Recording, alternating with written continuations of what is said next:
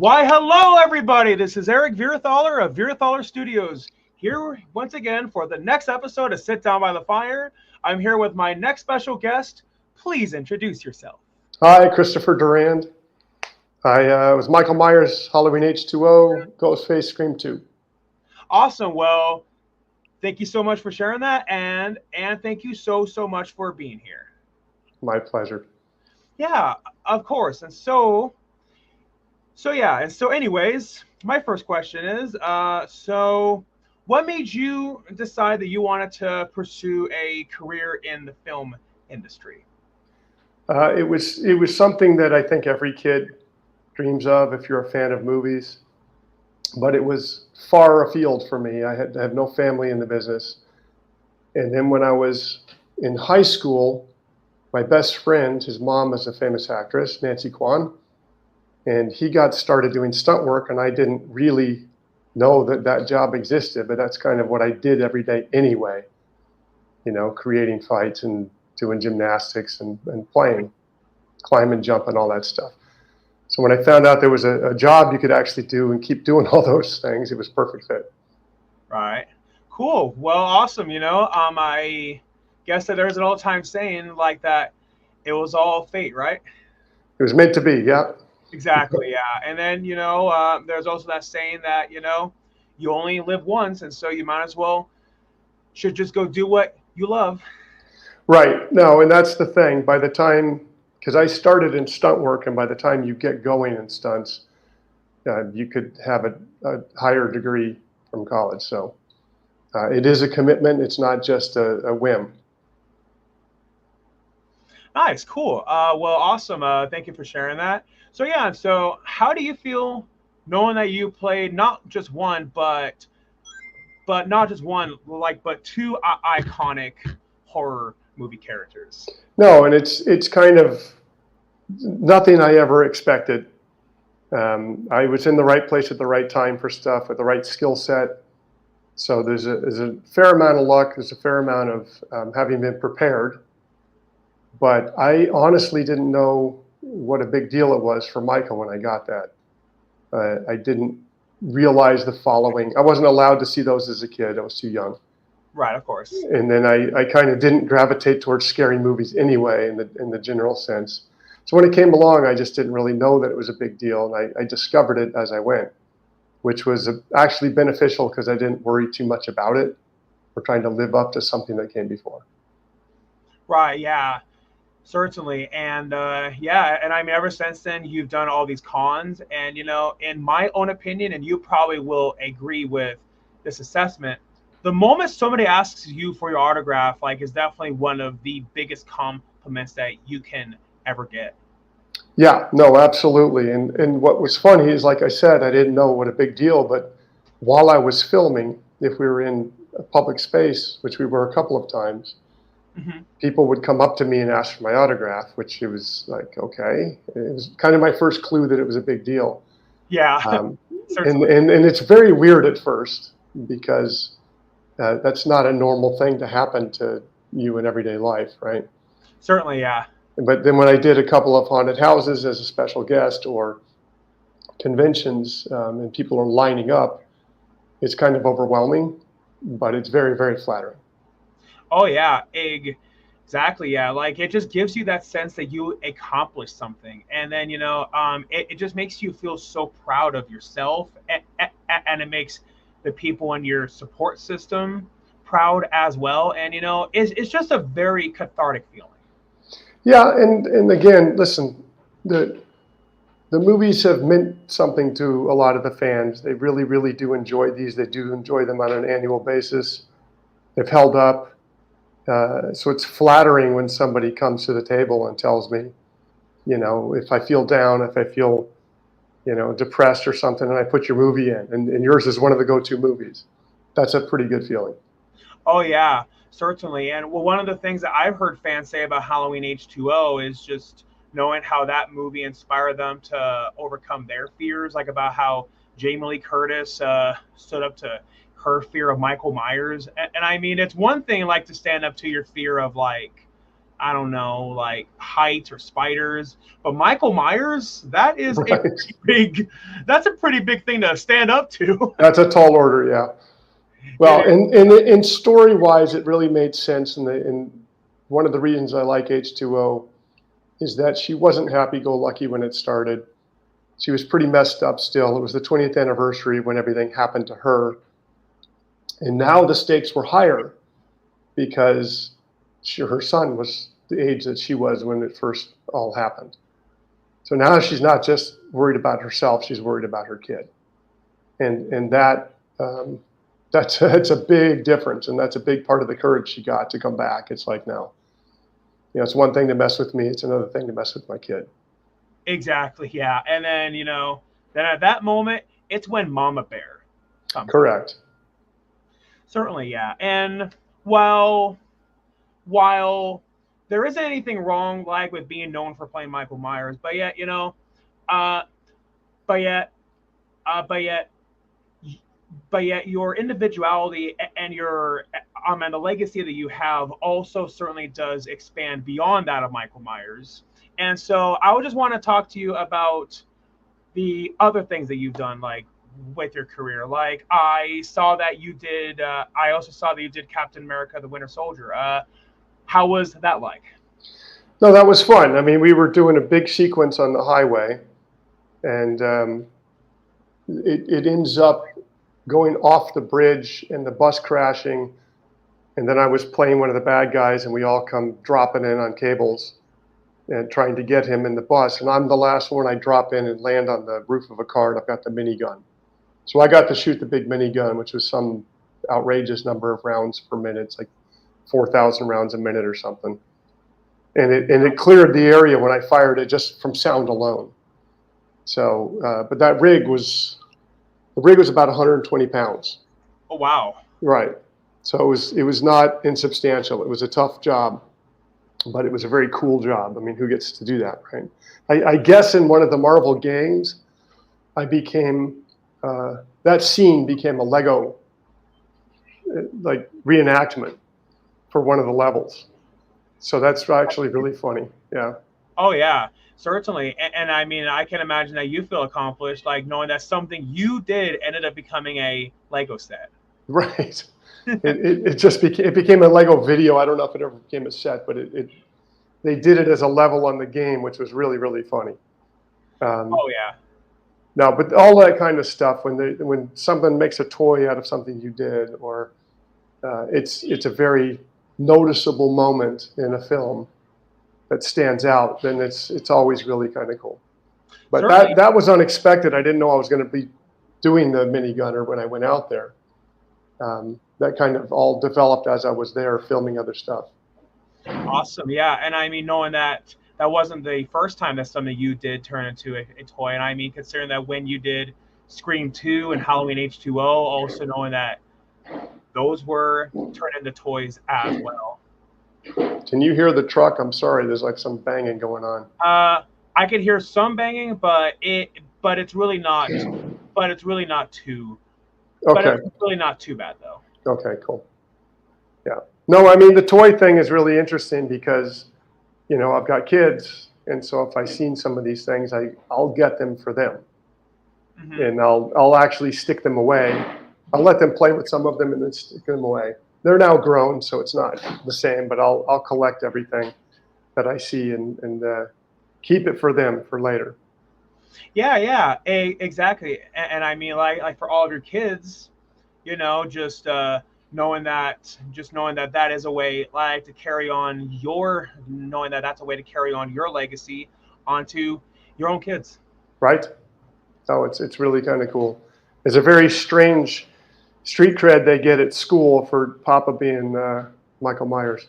Oh yeah, certainly. And I mean, I can only imagine just how like just how, I can only imagine like just how bring your dad to work day must be like. Hey, what does your dad do? Hey, what does your dad do? Oh, my dad was Michael Myers and he murdered innocent people. Yeah, right. Well, usually when they tell somebody, their friends don't believe them, and they have to look it up and show them. So it's pretty funny. That is funny. But yeah, I guess I guess you could say you're a pretty knife guy. Right. But Horrible. Okay. but yeah, but yeah. And so I also saw that you did the Lost World Jurassic Park. Yeah. How was that like? That was really fun. I mean, it's very complicated, a lot of those shots. Um, but running away from imaginary dinosaurs and seeing what ends up on screen. But some of the shots, like one of the shots down a ravine, I guess, and you're running from nothing, and then you're running from a guy holding a pole with a big cardboard cutout of a T-Rex on it, which is pretty rudimentary. And then you're doing it again with somebody following through with light balls so they can adjust the lighting on the animation later. And then you see it all come together, and it's pretty fun. Yeah, Yeah. that was a good job. It was fun to do. Oh yeah, and I can only imagine that just for all the actors, it would require that much more acting. I mean, considering that you have to act like you're scared running away from a dinosaur when it's not actually there, and even more so when it's just a tennis ball. And I mean, a tennis Right. ball really isn't all that scary. Not too much, no. No, but this is, I mean, if you look at all the kind of the Marvel movies and stuff now, and you see how some of them are made, there's a lot of green screen and acting to nothing, right? So you have to have a vivid imagination, and you all kind of get on the same page, and you gotta paint the picture ahead of time. I mean, for Jurassic, we had all of the vegetation and the actual set to play with, so that was nice. It wasn't just a green screen. We're doing actual physical stuff, and then you're adding the dinosaur in. So it was a little easier than a full green screen. Yeah, and I mean, if I had to pick one over the other, I would rather have the tennis ball because at least it's something. Right. No, But right. Something for reference. With the guy running with a pole with a cutout dinosaur on it, at least gives you a height scale. It gives you something to focus on. So yeah, yeah. everyone's eyes go to the same spot so it matches. And it gives you kind of a speed. So there's something to work off of. Yeah, for sure. Oh yeah, certainly, yeah, and yeah. Because if you're trying to run away from a T Rex, it makes more sense to have your eyes look up rather than to look down. It's because Right. I mean, it's the technical stuff like that. You want to make sure everything matches. It's usually just eye lines, but if you've got a group of us running, it's really important that everyone's eye line is the same. So Mhm. those reference points help. Oh yeah, certainly. It's because if they're not, it's gonna mess up the continuity, and people definitely will notice that. Yeah, oh, for sure. And yeah, and then once when people notice that, it's gonna go viral like on the internet, and people will make fun of it, and Yeah, I mean, you want to avoid mistakes always, yeah, which yeah.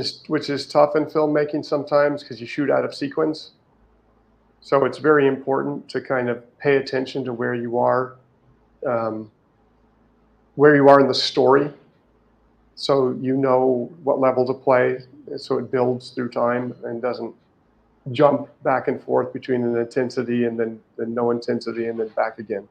So yeah, Yeah, yeah, and from my understanding, it's it's cheaper like to film it out of sequence rather than in sequence. But there are some directors like who insist on filming it in sequence. it very much depends on the story and what you're doing. Sometimes you have no choice but to film it in sequence because there's too much going on.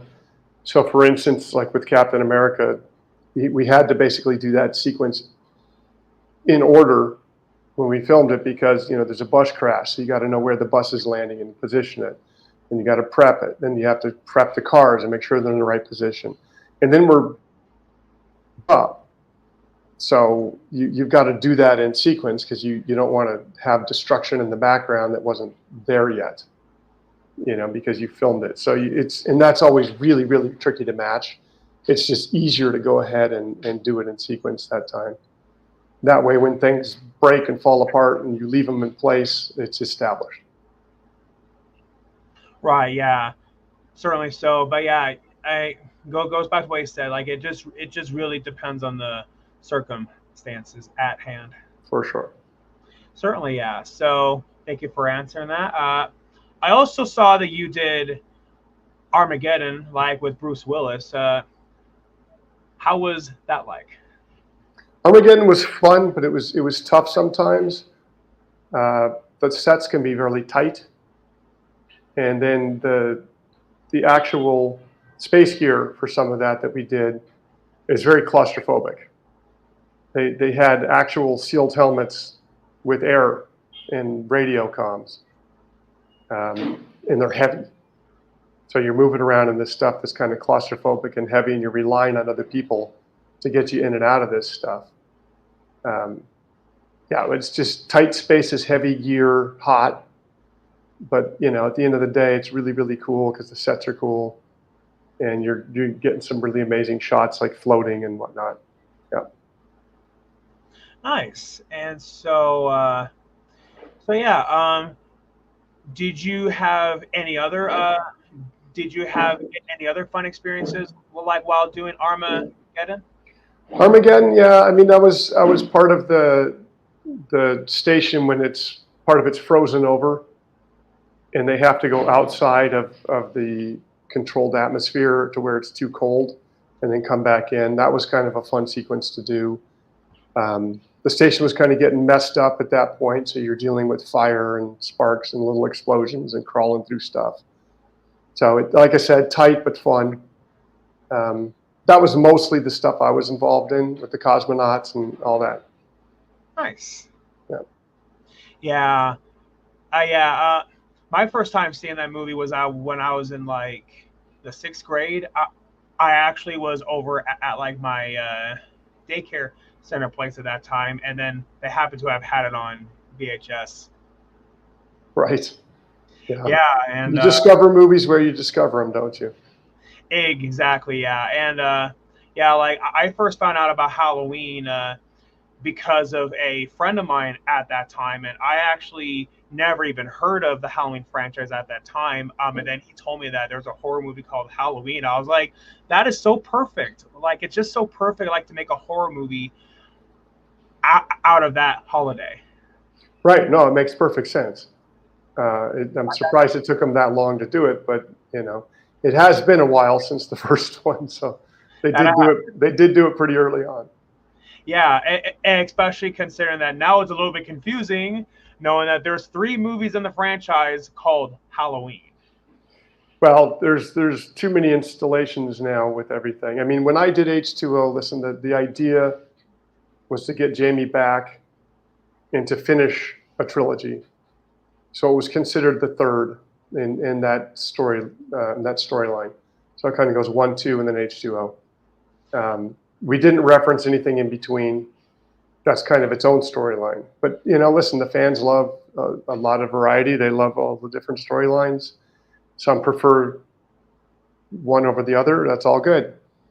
There's something there for everyone. So Yeah, and I mean, ultimately, at the end of the day, no matter what you do, you're just not going to please everybody. no, there's no matter what film you do. So you don't worry about that. That's never a consideration. You just do what you think is right. You tell the story you want to tell. Exactly, yeah. And I mean, ultimately, what matters the most is that you do the best that you can. Right. Yeah. You come prepared and you tell the story again like you think it should be told, and then move on. You can't worry about the criticism because criticism is easy. The creativity part and the creation is hard. Yeah, yeah, exactly. And and there are some criticism that may be valid, but some are just, but yeah, some I can feel can be a little bit petty. Well, always. But like I said, people, part of it though is people like to have the discussion, and they like to argue it out, what they like versus what somebody else likes, and that's fine. It keeps them involved. It keeps them kind of really studying the movies. It keeps them watching them over and over again.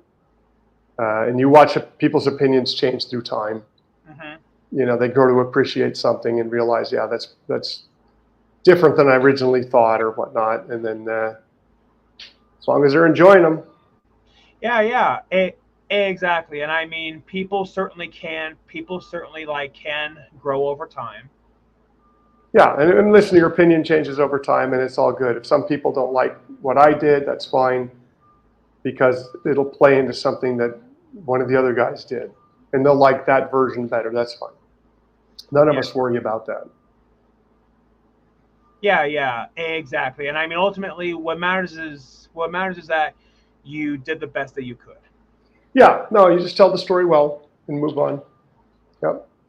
Yeah, yeah, exactly. Yeah, and I mean, there's a lot of people out there like who say that Halloween H2O pretty much is like the proper third Halloween movie, and yeah, and there's a lot of people like who say that the franchise should have ended there, but I mean, but Mustafa was not going to have that. No, the bottom line is when we were prepping for H2O is that Jamie wanted to do a finale, but Mustafa wasn't going to kill the franchise.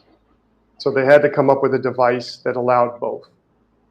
So if you ignore Resurrection and Beyond, we finished it and we're done.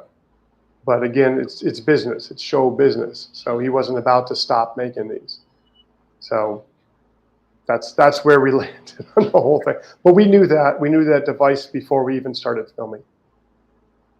Yeah, exactly. I mean, considering that Halloween's a big name franchise and it helps to pay his bills and put food on the table, and it is a source of income. So while creatively speaking, people can argue if it should have been the final movie in the franchise, but yeah, but it's pretty clear. But yeah, but it's pretty clear that on the economic level, though, it certainly was not going to be the last one. Right, you're talking two different levels completely, and they clash most times. So once again, we got to kind of do the creative correct finish for Halloween. And then, of course, it wasn't going to stop. And the fans don't want it to stop. I mean, that's one of the criticisms early on with H2O was simply that people wanted to see more Michael Myers. And for a beat, they thought it was over. It wasn't announced that we were doing this and continuing it. They let H2O be the finale for a little while. And then they announced Resurrection. And then everyone's like, well, how are they going to do it? And it got the buzz going. So, it was good business that way. Certainly, yeah. And I mean, ultimately, Jamie got what she wanted in a way, like how she did kill off Michael Myers, and she did end it in a way. No, she ended it for that trilogy, for that storyline. Yeah. Yeah. And that was what she wanted at the time. Yeah, exactly. And I mean, which I think could be why that she came back for Halloween Ends, and I like with all these newer movies in the franchise. I don't know if you saw Halloween Ends or not. No, I haven't seen it, but I know all about it. But the whole fact that she came back again, um, I don't know if that was business or wanting to do something slightly different with it. But it was the second ending. It was the second death of Michael, right? So it kind of did what we did with 4, 5, and 6. It disregarded H2O and everything in between, and kind of went back to the original and did an alternate timeline.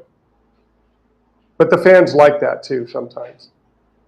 Certainly, yeah, and and there are some fans like who even like what Rob Zombie did, and there's some who don't, and I guess it just varies on their tastes. Yep, that's exactly it. Certainly, yeah, and yeah. So I also saw that you did Transformers: Dark of the Moon as well. How was that experience like?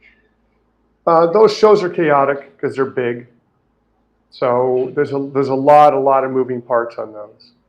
So something like I had worked with Bay before on Pearl Harbor. That's the same thing. There's so many moving parts. It's just you you never get the same sense of family that you would on a small film because everybody's just busy and their departments are so huge and they're prepping so far in advance.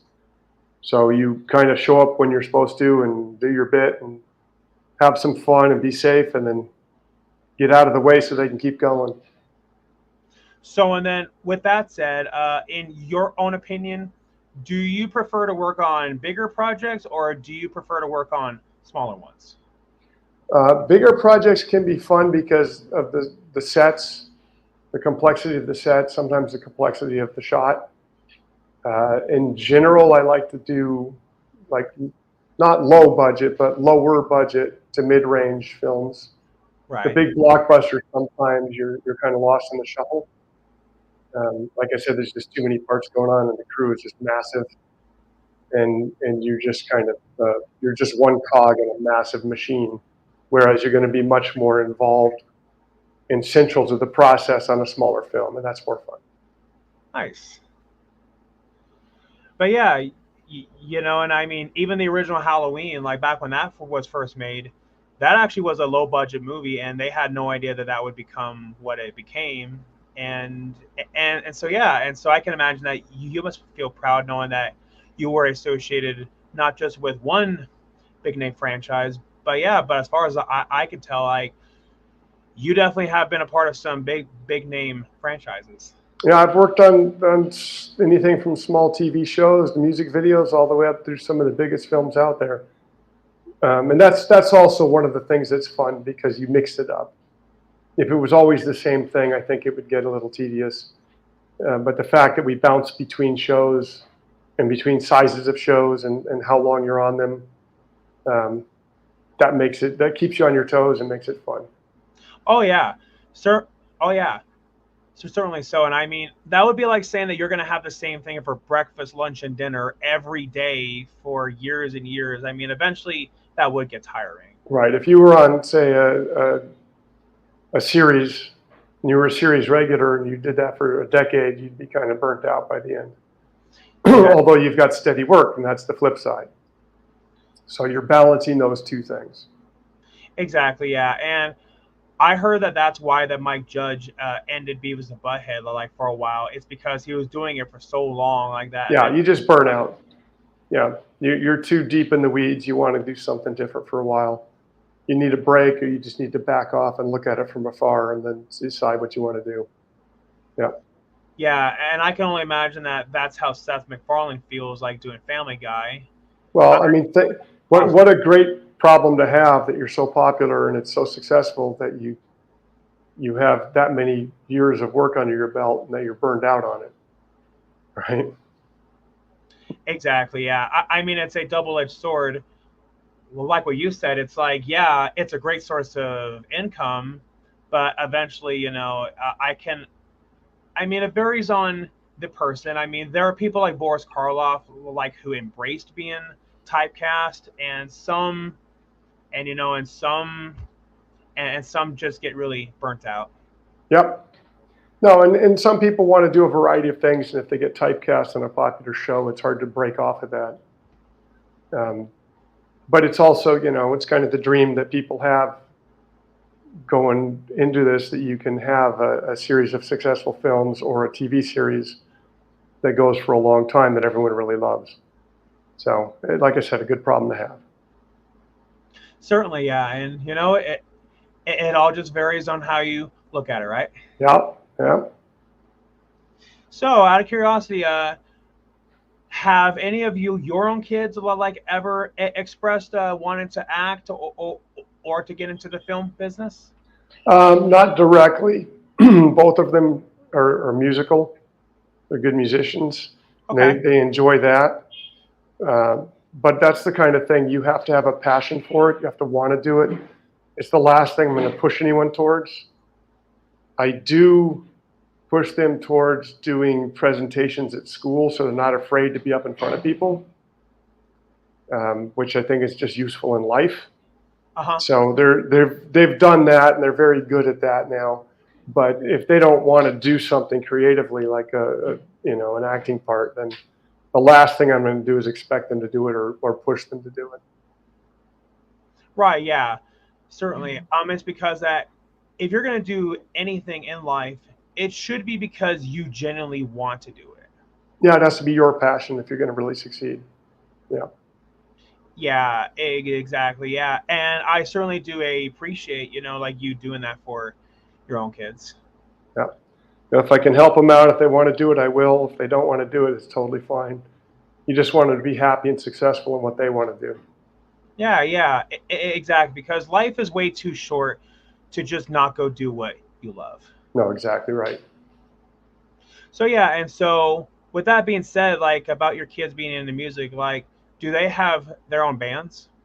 No, they play with school bands and such, but they never broke off and like started their own rock group or something. They've Okay. got the ability to. They may at some point. I'll let them do that again. Same thing. They kind of need to find it themselves and really want to do it. Nice. And so with this band, is it more of like a rock band? For school, well, they'll do various things. They'll do big shows like the big school plays. They'll do concerts at the school, or they'll do smaller events. So it's across the board.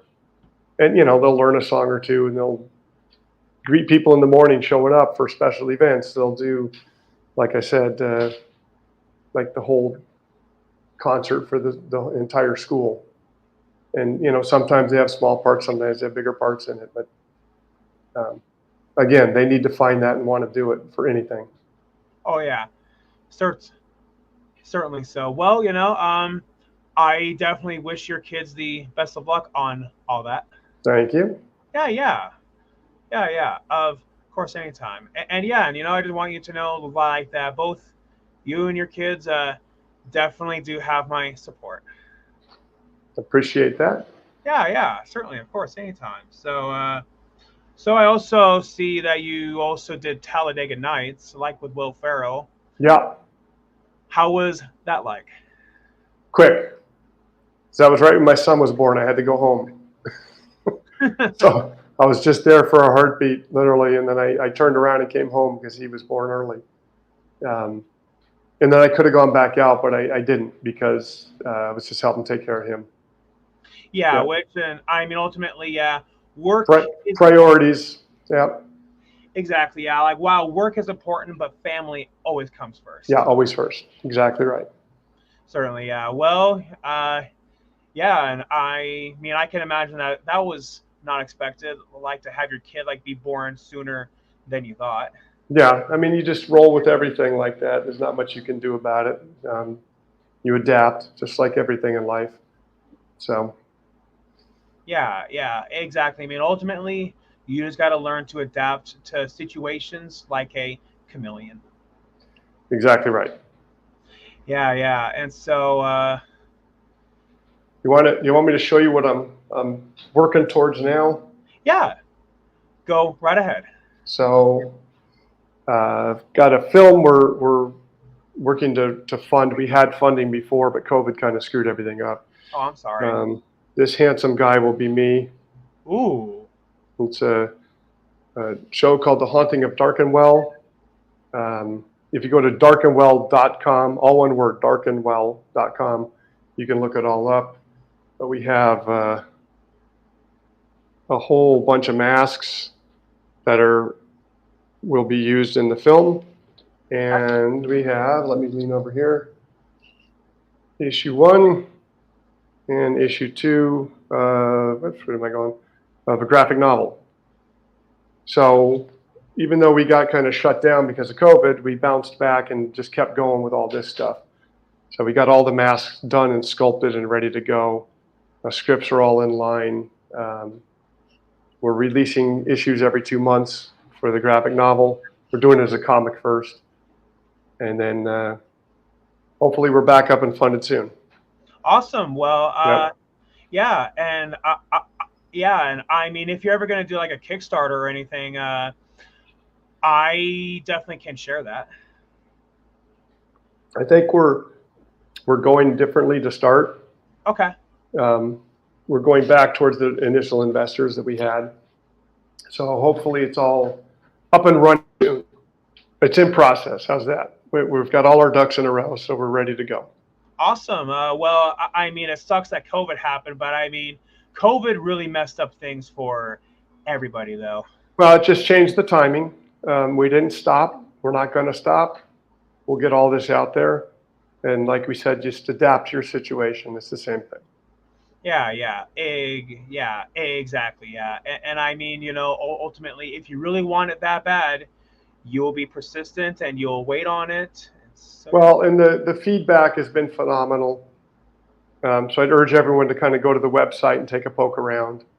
If you're a horror fan, it's going to be something new. It's going to be something really cool. It's going to be very textured and moody, and I think people are going to like it a lot.